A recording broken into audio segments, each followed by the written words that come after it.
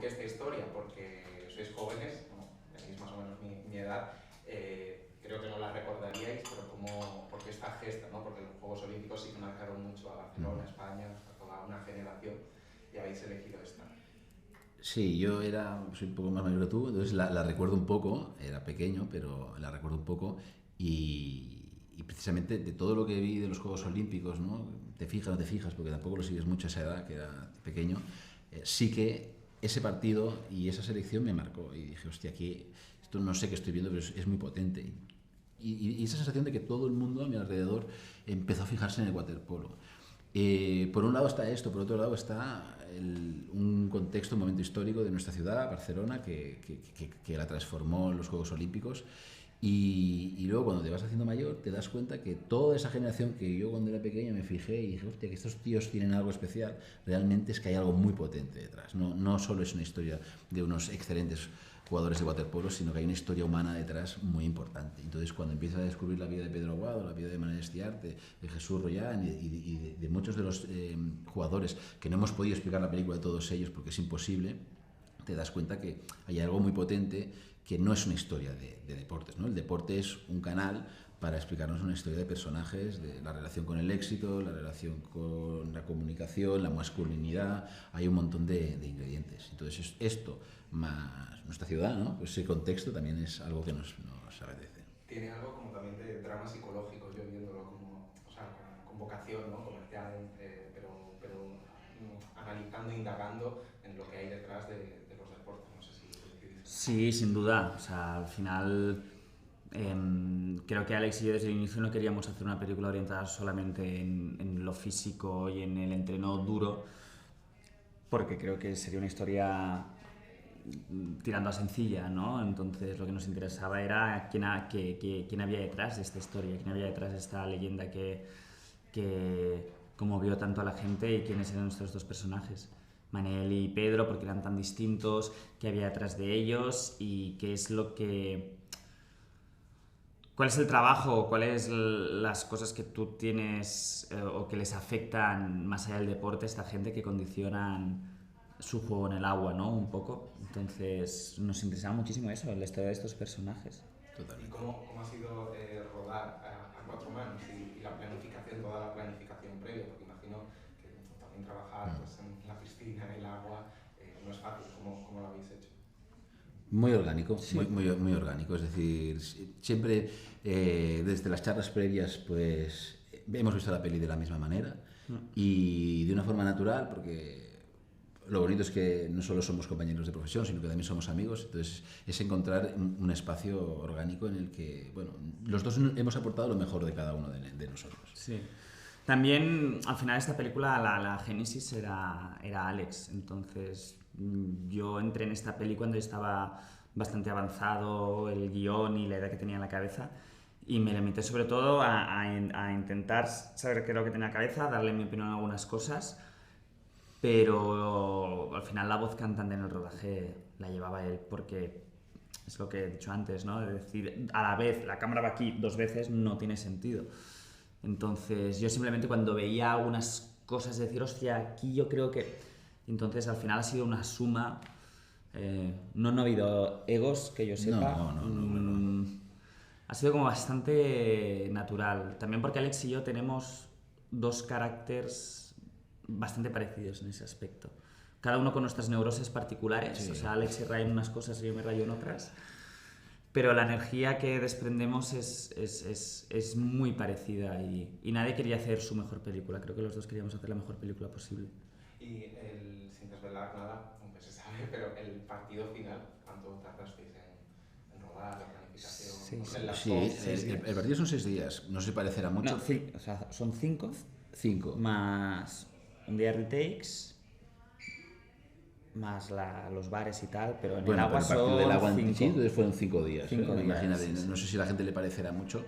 No, a la gente le va a parecer poco y si no voy yo personalmente uno a uno y se lo comento. Parece poco.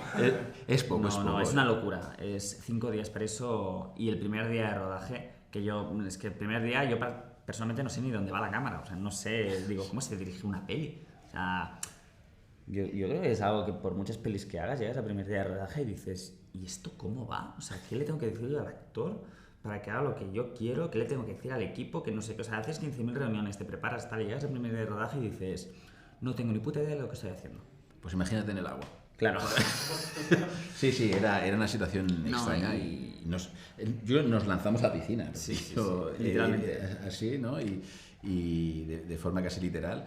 Y fuimos, bueno, como guerreros, pero nosotros, el equipo técnico y los actores, ¿no? Los actores que tuvieron meses preparándose y aprendiendo waterpolo para hacer todo lo que se ve en la película, lo hacen ellos. Es decir, no usamos dobles. Puntualmente en algún momento para algo, quizá porque teníamos algunos chicos, pero el 99% lo hacen ellos. Entonces imagínate, si para nosotros era un reto, para ellos estuvieron todo el día en el agua, nadando, tirando, pasando frío y tal, fue brutal y su predisposición es increíble. Entonces al final lo que se genera es una energía de entre todos, de decir, bueno, venga va, esto vamos a sacarlo, sabemos lo que tenemos que hacer y vamos todos en la misma dirección. No, o sea, digo que el partido fue una sucesión de pasar de Guatemala a Guatepeor, en el sentido de que nunca acababa. O sea, pasaba primero, o sea, que las gradas obviamente no podíamos tener a toda la figuración llena, había una parte que es en 3D, en postproducción, pues entonces nos limitaba que algunas jugadas no podíamos contrapicar la cámara porque veríamos gradas en 15.000 planos y era mucho plano de pospo.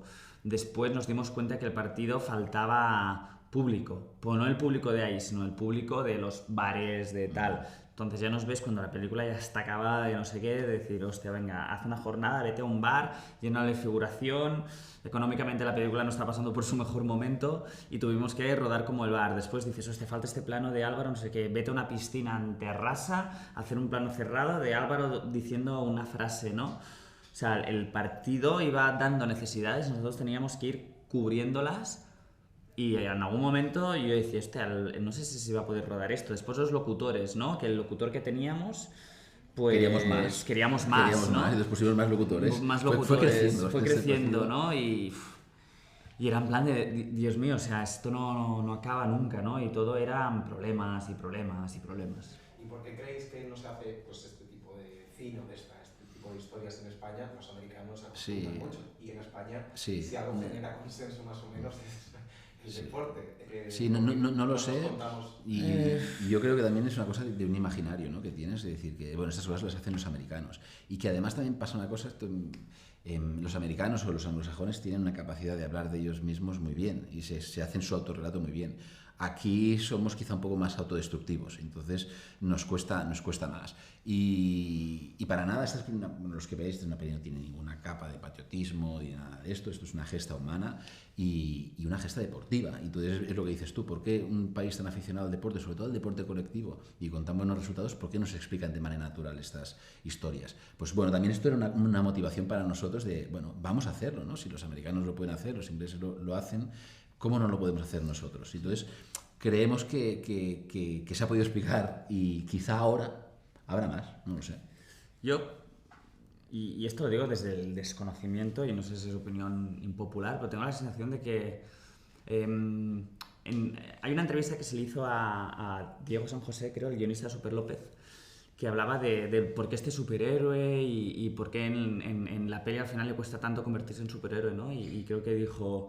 Hostia, es que España nos miramos bastante las miserias. Si te fijas en nuestras pelis históricas, es al final lo trepas que hemos sido, los problemas que han habido, O sea, tenemos un punto de vecinos, todos decir, hostia, mira no sé qué, mira la liada, que no sé qué. Entonces, las gestas heroicas, positivas y tal, a mí, y a lo mejor hay 15.000 pelis que desconozco, pero lo que a mí me ha llegado son los sucesos un poco más oscuros y menos luminosos, ¿no? Y alguna vez se ha intentado meter luz en alguna de las historias, pero en general me lleva a un punto de sacar la parte como más trepa y más delictiva y de esto, pero el triunfo y la parte más luminosa como que a veces como nos cuesta, ¿no? O sea... No toleramos muy bien el éxito. Bueno, no sé, mira, Sí, exacto, mira Eurovisión, ¿Qué pasa? De repente es como uy, uy, uy, no sé qué, y de repente después todos la adoramos, entonces hay un punto ahí de... Sí.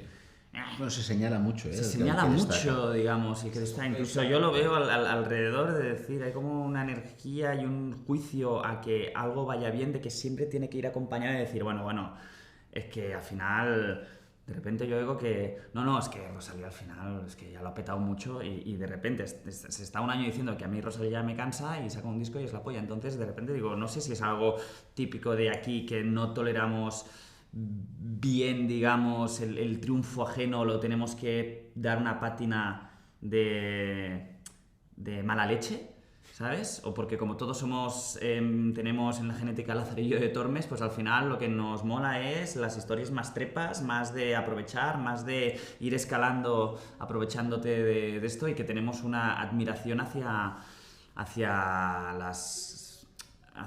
pues eso, el que robó un furgón blindado, ¿no? Que era un tío de Prosegur o de no sé dónde, que se robó y vivió como un rey.